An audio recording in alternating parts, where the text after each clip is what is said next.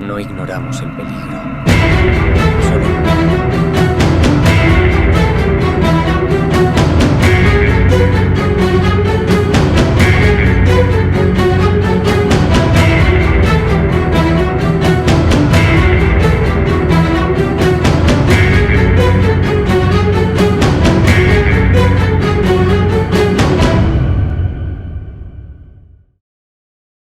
Las civilizaciones no caen gritando, caen convencidas de que aún tienen tiempo. Parte 1. La ciudad que no sabía que ya estaba muerta. Me llamaron ciudad alegre, bulliciosa, vulgar y refinada al mismo tiempo. Fui el lugar donde ricos romanos venían a escapar del calor de Roma, donde comerciantes hacían fortuna con vino y pescado salado, donde las paredes hablaban porque todos escribían en ellas. Creí que estaba viva, creciendo, prosperando, pero ya estaba muerta, solo que aún no lo sabía.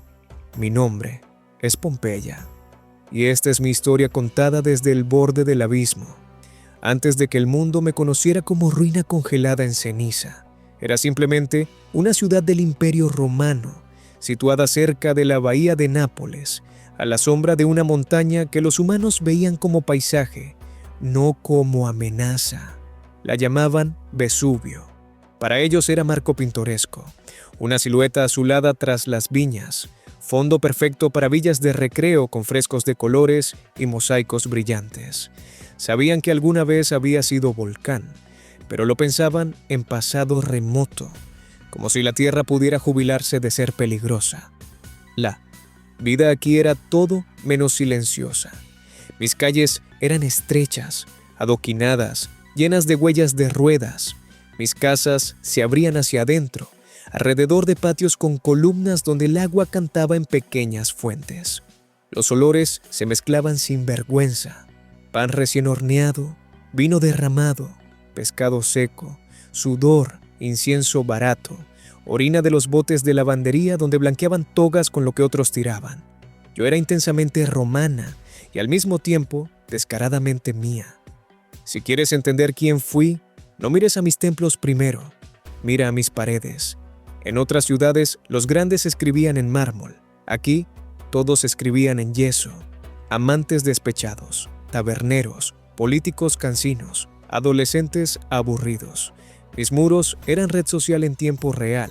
Alguien garabateó: odio a este tipo, ojalá se vaya de la ciudad. Otro respondió en otra esquina: yo estuve aquí y lo pasé bien. Había anuncios de combates de gladiadores, listas de candidatos, elecciones locales, chistes obscenos más viejos que cualquier imperio. Era democracia de la voz, aunque no de las leyes. Incluso quienes no tenían estatua tenían frase en la pared. Dentro de mis casas, los mosaicos presumían: salve. En la entrada, perros encadenados con la advertencia Cabe Canem. Escenas mitológicas, banquetes eternos donde nadie parecía engordar ni enfermar. En el suelo de algunos comedores se leía: bebe, disfruta, la vida es breve, más breve de lo que imaginaba. Era ciudad de placeres sin demasiada culpa. Los baños públicos servían de conversación y vapor. Los prostíbulos, con sus pequeñas habitaciones y frescos explícitos, estaban tan integrados en el tejido urbano como las panaderías.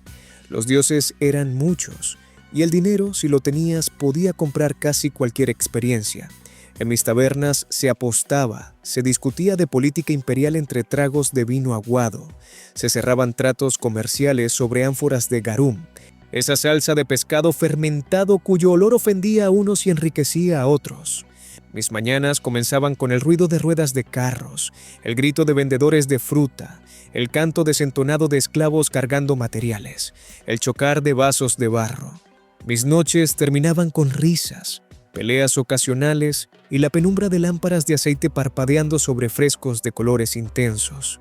Desde dentro parecía eterna. Como todas las ciudades que aún no han sido destruidas, vivía en ilusión de continuidad. Y sin embargo, pequeñas señales aparecieron antes del gran final, como susurros que nadie quiso escuchar. Años antes de mi muerte, la tierra tembló con fuerza. Casas se agrietaron, templos perdieron columnas, estatuas cayeron. Hubo daños serios, algunos huyeron, otros regresaron, muchos reconstruyeron. Para ellos fue un gran terremoto. Para mí fue aviso. Se reforzaron muros, se repararon frescos, se levantaron andamios por toda la ciudad. Se acostumbraron tanto a ver construcción por todas partes que dejó de parecer extraño. Volvían al baño, al mercado, al teatro. La vida se encogió un poco por el miedo y luego volvió a expandirse como si nada. El Vesubio seguía ahí, la misma montaña aparentemente tranquila. La familiaridad es anestesia. Lo que ves cada día deja de parecer peligroso. Lo más trágico es que mi muerte no fue castigo ni justicia poética. No seleccionó culpables ni protegió inocentes. No distinguió entre esclavo y patrón, entre devoto y cínico, entre niño y anciano. Ese será siempre el engaño humano, creer que la catástrofe debe tener moral. Lo que vino no la tenía, tenía geología.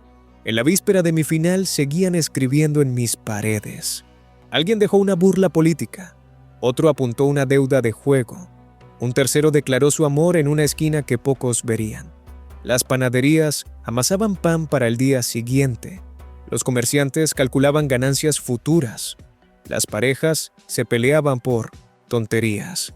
Nadie se despertó pensando: hoy voy a morir enterrado en ceniza junto con todo lo que conozco. Yo, la ciudad, tampoco lo pensé. Sentí temblores, escuché crujidos lejanos, noté olores extraños en el aire. Pero incluso yo, hecha de piedra y cal, estaba acostumbrada a movimientos menores. Las ciudades viejas aprenden a convivir con pequeñas amenazas. No sabía que la siguiente no sería pequeña. Cuando el Vesubio finalmente decidió hablar, no lo hizo con susurros, sino con columna de fuego y ceniza que atravesó el cielo. Pero eso pertenece a la siguiente parte de mi historia, el día en que el tiempo se detuvo y me convertí en fotografía macabra de mí misma. Hasta ese momento, yo era solo lo que toda ciudad aspira a ser, un lugar donde los humanos creen que mañana siempre llegará. Ese fue mi error, y el suyo. Parte 2. El día en que el cielo se derrumbó. 24 de agosto del año 79 después de Cristo, o quizás 24 de octubre. Los historiadores aún debaten la fecha exacta, pero lo que no se discute es lo que sucedió ese día. El Vesubio despertó después de siglos de silencio, y cuando un volcán dormido despierta, no lo hace con gentileza. Primera hora, el rugido que rompió el mundo. Alrededor del mediodía, el Vesubio explotó con fuerza equivalente a 100.000 bombas atómicas de Hiroshima. No fue proceso gradual, no hubo evacuación ordenada, fue violencia geológica instantánea. La cima de la montaña se desintegró.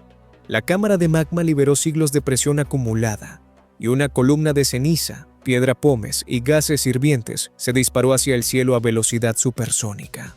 La columna alcanzó 33 kilómetros de altura. Desde lejos, parecía hongo gigantesco oscureciendo el sol. Desde cerca, parecía fin del mundo. El sonido fue ensordecedor, estruendo constante como trueno que nunca termina, como si la tierra misma estuviera gritando. Las ventanas temblaron, los perros aullaron, los pájaros cayeron del cielo, desorientados por oscuridad repentina. Y entonces comenzó a caer. Segunda hora. Lluvia de piedra pómez. Lo primero que cayó del cielo no fue ceniza, sino piedra pómez. Fragmentos de roca volcánica porosa, ligera, flotante, caliente. Al principio parecía extraño pero manejable. Piedras del tamaño de nueces rebotando en tejados, acumulándose en calles, cubriendo fuentes. La gente se refugió dentro de casas pensando que pasaría pronto, como tormenta de granizo particularmente intensa. Pero no pasó. Siguió y siguió y siguió. La piedra pómez se acumulaba a razón de 15 centímetros por hora. Los tejados diseñados para soportar tejas, no para soportar toneladas de roca volcánica, comenzaron a crujir peligrosamente.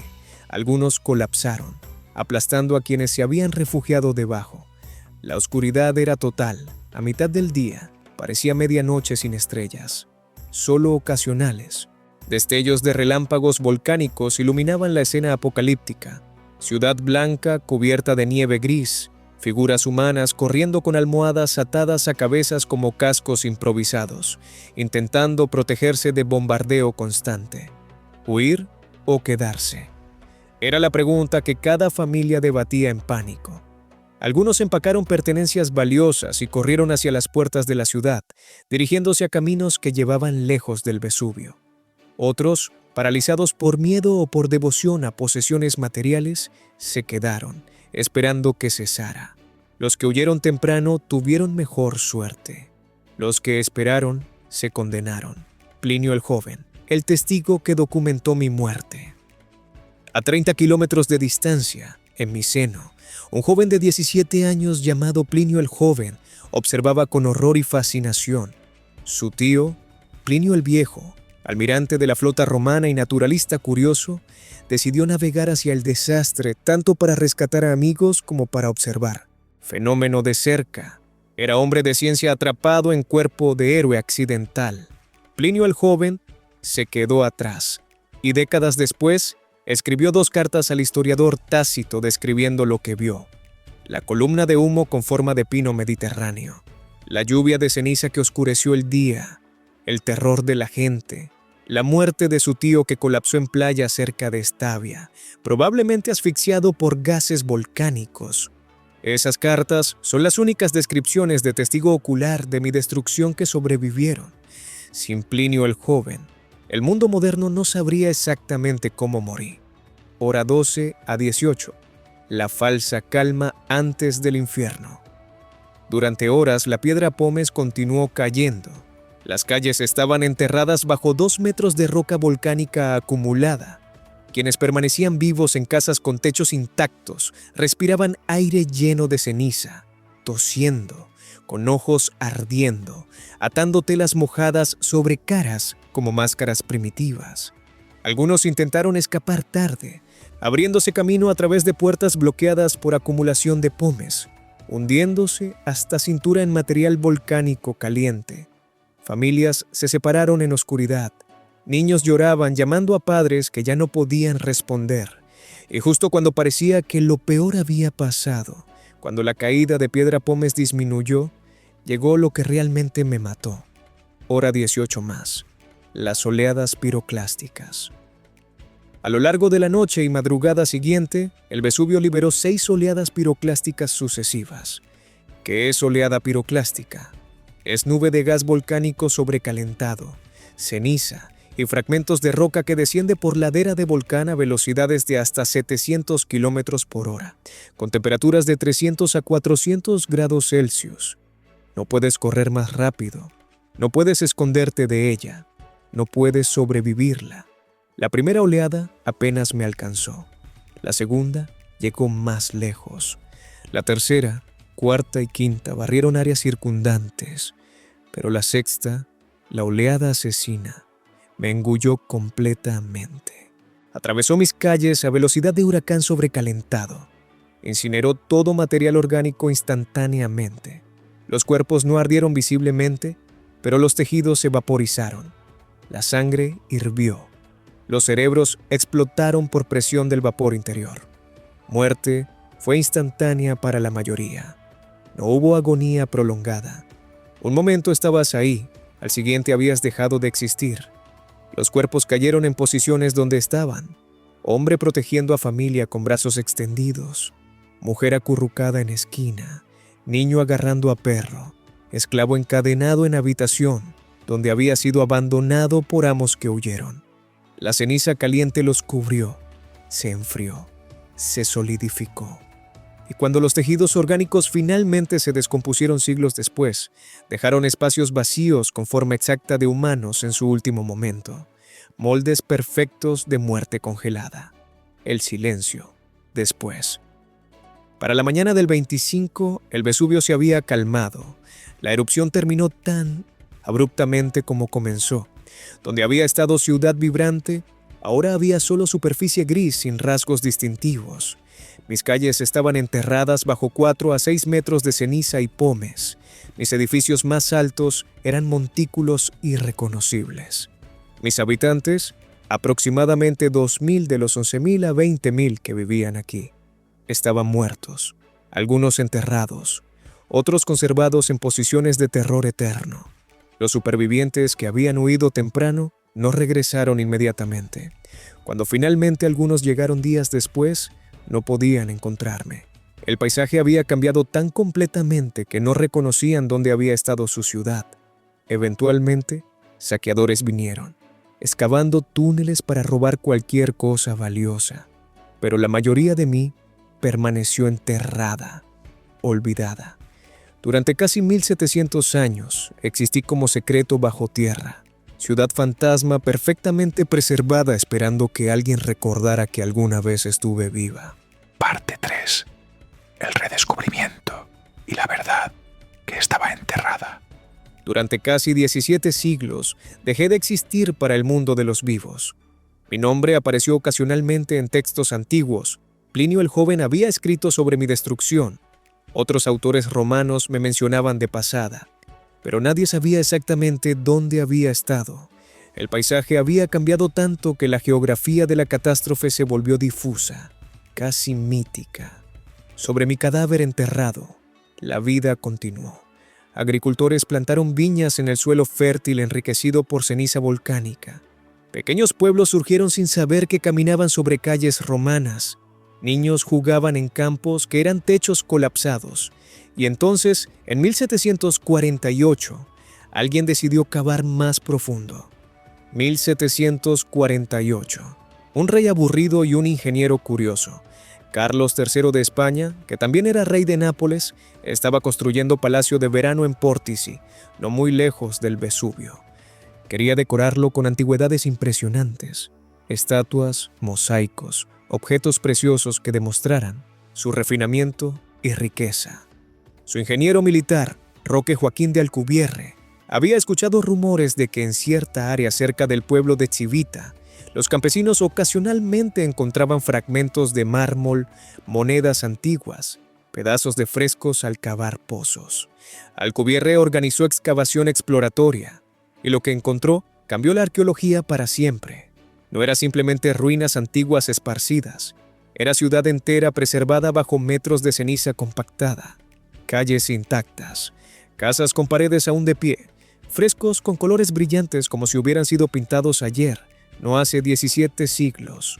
Habían descubierto algo sin precedente, cápsula del tiempo del mundo romano, no filtrada por siglos de reutilización, saqueo o reconstrucción.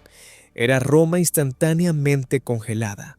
Lo que encontraron, la vida cotidiana sin filtro. Las primeras excavaciones fueron torpes, destructivas. Alcubierre y sus trabajadores cavaban túneles buscando tesoros, arrancando frescos de paredes, sacando estatuas sin documentar contexto. Trataban el sitio como mina de antigüedades, no como documento histórico invaluable. Pero incluso con esos métodos primitivos, lo que emergió era asombroso. Encontraron pan carbonizado aún en forma de hogaza, dejado en horno cuando el panadero huyó o murió. Pan con marca del panadero estampada en corteza. Encontraron grafiti político en paredes. Vota por Marcus Serrinius como edil, es hombre honesto. Junto con respuestas sarcásticas de oponentes. Encontraron burdeles con habitaciones diminutas, frescos explícitos mostrando posiciones sexuales como menú visual, grafiti dejado por clientes satisfechos o quejándose de precios. Encontraron termopolia, el equivalente romano de comida rápida, con grandes vasijas empotradas en mostradores de mármol donde se servían guisos calientes, vino, aperitivos. Algunos aún tenían comida fosilizada en el fondo. Encontraron casas de ricos con jardines, interiores exquisitos, impluvium para recoger agua de lluvia, triclinium, comedores, decorados con escenas mitológicas en techos y paredes. Pero también encontraron casitas modestas, talleres de artesanos, viviendas de clase trabajadora. No era Roma idealizada de mármol blanco y togas inmaculadas. Era Roma real, sucia, colorida, ruidosa, desigual, vibrante, contradictoria. Giuseppe Fiorelli y la revolución científica. Durante décadas, las excavaciones continuaron de manera caótica. Objetos preciosos eran enviados a colecciones reales. El sitio mismo era tratado como fuente de decoración, no como registro histórico. Pero en 1863, Giuseppe Fiorelli fue nombrado director de excavaciones y cambió todo el enfoque. Fiorelli era arqueólogo serio que entendía que el contexto importaba tanto como los objetos. No solo quería sacar cosas bonitas de la tierra, quería entender cómo había sido la vida en Pompeya. Implementó un método sistemático: excavar cuidadosamente por Kishinev, capas, documentar todo, dejar edificios in situ en lugar de desmantelarlos. Y luego hizo algo brillante y macabro. Inventó técnica para recuperar los cuerpos. Durante años, los excavadores habían encontrado espacios vacíos en la ceniza endurecida, cavidades con formas extrañas. Fiorelli se dio cuenta de lo que eran. Los cuerpos de las víctimas se habían descompuesto, pero la ceniza que los rodeaba había formado moldes perfectos de sus formas en el momento de la muerte. Fiorelli vertió yeso líquido en esas cavidades. Cuando el yeso se endureció y la ceniza circundante fue removida, lo que emergió eran esculturas involuntarias, humanos en agonía final, hombre protegiendo cara con brazo, mujer acurrucada en posición fetal, niño intentando levantarse, perro retorciéndose mientras la cadena que lo ataba le impedía escapar. No eran esqueletos abstractos, eran personas, con ropa visible en los moldes, con expresiones faciales de terror o resignación, con gestos que contaban historias sin palabras. El mundo quedó horrorizado y fascinado. Estos no eran artefactos antiguos distantes, eran fotografías tridimensionales de muerte real. Lo que Pompeya reveló sobre Roma. Antes de mi redescubrimiento, el conocimiento sobre Roma cotidiana venía principalmente de textos escritos por élite, filósofos, historiadores, poetas que escribían para audiencias educadas sobre temas nobles. Yo mostré el otro lado, Roma sin filtro editorial. Mostré que la gente común vivía en espacios estrechos, compartidos, ruidosos, que las paredes eran delgadas y todos escuchaban todo, que el sexo era omnipresente en arte público, no escondido como obscenidad, que las elecciones locales generaban pasiones intensas documentadas en graffiti, que la comida callejera era parte esencial de vida urbana, que los ricos y pobres vivían literalmente en diferentes mundos, aunque compartieran ciudad. Mostré la esclavitud no como abstracción, sino como realidad. Habitaciones diminutas donde dormían esclavos domésticos, herramientas de trabajo, cadenas, grafiti dejado por esclavos que aprendieron a escribir. Mostré economía real, talleres de fabricación de garum, panaderías industriales con molinos de piedra operados por burros, lavanderías Fuyonikae, donde se usaba orina humana para limpiar telas. Mostré religión sincretista, templos romanos junto con santuarios de Isis egipcia, amuletos fálicos como protección contra mal de ojo, pequeños altares domésticos, lararium en casi cada casa. No era Roma de manuales escolares, era Roma como realmente funcionaba para personas reales, el turismo mórbido y la conservación imposible. Para finales del siglo XIX, yo era atracción turística importante. Visitantes educados de toda Europa venían a caminar por mis calles, a maravillarse ante frescos coloridos, a sentir escalofrío extraño al estar en lugar donde tiempo se había detenido. Pero había problema.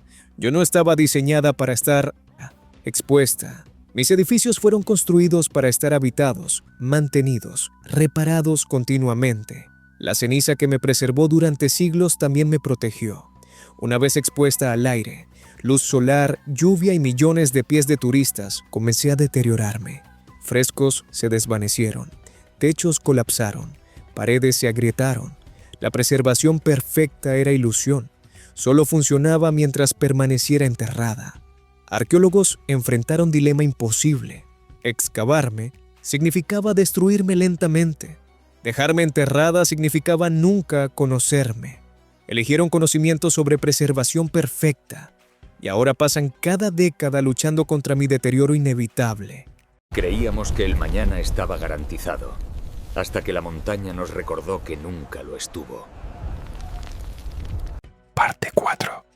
El legado eterno y la lección que nunca aprendemos. En 2026, casi 2000 años después de mi muerte, soy uno de los sitios arqueológicos más visitados del mundo.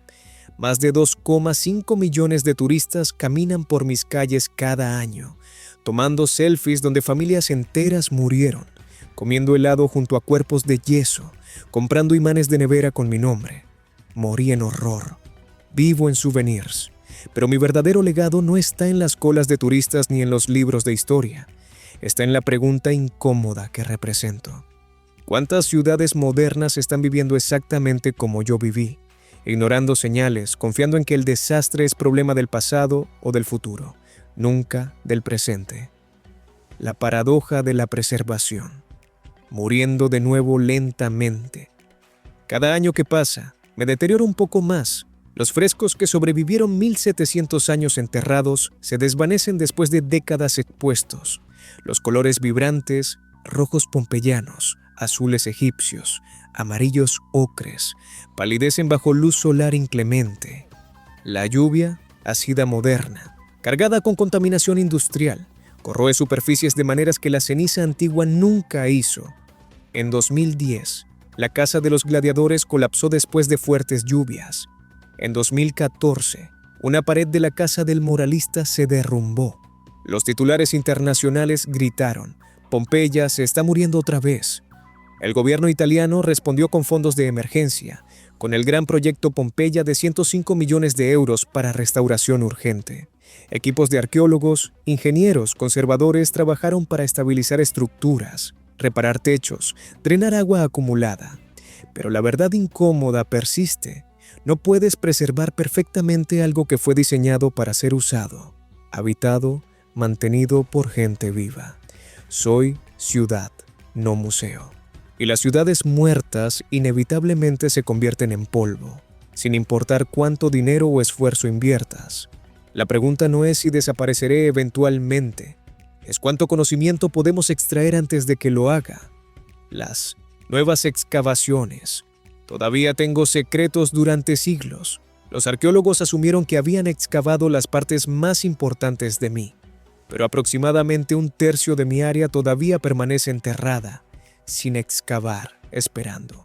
Y en años recientes, nuevas excavaciones han revelado sorpresas que desafían suposiciones antiguas. En 2018, encontraron grafiti que sugería que la erupción podría haber ocurrido en octubre, no en agosto, como siempre se creyó.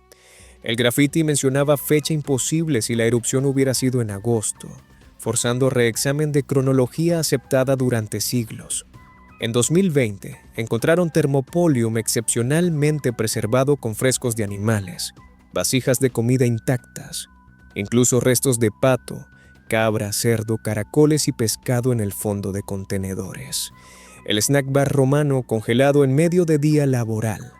En 2021, desenterraron habitación de esclavos con camas de madera aún visibles. Algo extraordinariamente raro porque madera casi nunca sobrevive. Los colchones eran sacos rellenos, básicos pero funcionales. Era ventana íntima a vida de los más pobres, los que casi nunca aparecen en registros históricos. Cada nueva excavación revela que todavía no me conocen completamente, que aún guardo historias bajo tierra, esperando pacientemente que alguien las encuentre. La sombra del Vesubio. La pregunta que nadie quiere responder. Aquí está la ironía más oscura de todas. Aproximadamente 3 millones de personas viven actualmente en área metropolitana de Nápoles, directamente en zona de peligro del Vesubio. El volcán no está extinto, está dormido, y los geólogos están unánimemente de acuerdo. Volverá a erupcionar eventualmente. No es cuestión de si, sino de cuándo. La última erupción fue en 1944, hace 82 años. Fue erupción menor comparada con la del 79 después de Cristo, pero aún causó daño significativo. Desde entonces, el volcán ha estado inquietantemente silencioso. Demasiado silencioso, según algunos vulcanólogos, porque mientras más tiempo pase sin erupción, más presión se acumula en cámara de magma subterránea. Las autoridades italianas tienen plan de evacuación para 700.000 personas en zona roja, área de mayor peligro. El plan asume 72 horas de advertencia basadas en actividad sísmica precursora, pero planificar evacuación de 750.000 de personas en 3 días, en una de las regiones más densamente pobladas de Europa, con infraestructura vial limitada, es fantasía optimista. Y ese plan no incluye los otros 2,3 millones en zonas de peligro secundario. La gente vive allí porque el suelo volcánico es increíblemente fértil, porque han vivido allí durante generaciones, porque estadísticamente el riesgo parece abstracto, lejano, problema para otra generación, exactamente como lo era para mí. Lo que enseño, la fragilidad que olvidamos. Existe una imaginación moderna como advertencia perfecta. La ciudad que ignoró señales, que confió en familiaridad de montaña cercana, que fue destruida en horas, pero nadie realmente aprende de mí. No de manera que cambie comportamiento fundamental. Ciudades continúan construyéndose en zonas sísmicas activas, en llanuras de inundación bajo nivel del mar, en rutas de huracanes. No porque la gente sea estúpida, sino porque los humanos tienen capacidad extraordinaria de normalizar riesgo, cuando la alternativa es abandonar hogar, comunidad, sustento. Enseño que la catástrofe no llega con advertencia clara, que la normalidad es ilusión que se mantiene hasta el segundo en que se rompe completamente, que las ciudades que parecen eternas pueden convertirse en tumbas en cuestión de horas. Enseño que los desastres naturales no tienen moralidad, no castigan a malos ni recompensan a buenos. Matan indiscriminadamente, niños y ancianos, ricos y esclavos, devotos y escépticos. Y enseño algo más incómodo, que incluso cuando las señales están presentes, la mayoría elige quedarse, porque huir significa abandonar todo lo conocido, y los humanos prefieren arriesgar muerte futura antes que aceptar pérdida inmediata. No los culpo. Yo era ciudad. Si hubiera tenido piernas, tampoco habría corrido. El legado final, más famosa muerta que viva. Aquí está la paradoja final de mi existencia. Soy infinitamente más conocida, estudiada, visitada y culturalmente significativa como ruina que como ciudad viva. Cuando estaba viva, era solo una ciudad provincial romana entre docenas. Próspera, sí. Interesante, quizás, pero no particularmente importante en esquema del imperio. Mi muerte me hizo inmortal. Si hubiera sobrevivido, probablemente sería ahora suburbio olvidado de Nápoles, con mis edificios romanos demolidos siglos atrás para construir estructuras medievales, luego renacentistas, luego modernas. Mis calles estarían pavimentadas sobre calles antiguas. Mi historia estaría fragmentada, reescrita, perdida. Pero morí joven y violentamente. Y esa muerte me preservó de manera que la vida nunca podría haberlo hecho. Soy lección eterna sobre fragilidad. Recordatorio de que la civilización es delgada capa sobre fuerzas geológicas indiferentes. Testamento del hecho de que el tiempo puede detenerse, que el presente puede convertirse en pasado sin transición, que la vida ordinaria puede congelarse en momento extraordinario. Cada turista que camina por mis calles está caminando entre fantasmas. Cada estudiante que estudia mis frescos está mirando ojos que vieron el Vesubio explotar. Cada arqueólogo que excava mis ruinas está desenterrando no solo objetos, sino momentos, decisiones, vidas interrumpidas abruptamente. Soy Pompeya. Fui ciudad vibrante donde la gente amaba, trabajaba, discutía, soñaba. Y en un día, un solo día, me convertí en cápsula del tiempo, en advertencia, en lección que el mundo sigue ignorando. La montaña todavía está ahí y todavía está despierta, aunque parezca dormida. Quizás la pregunta no es por qué no aprendieron de mí. Quizás la pregunta es cuántas Pompeyas futuras están viviendo ahora mismo, escribiendo en paredes, haciendo planes para mañana, sin saber que el mañana nunca llegará. Yo no pude escapar de mi montaña, pero ustedes aún pueden escapar de las suyas, si eligen hacerlo. No ignoramos el peligro. Solo creímos que teníamos más tiempo.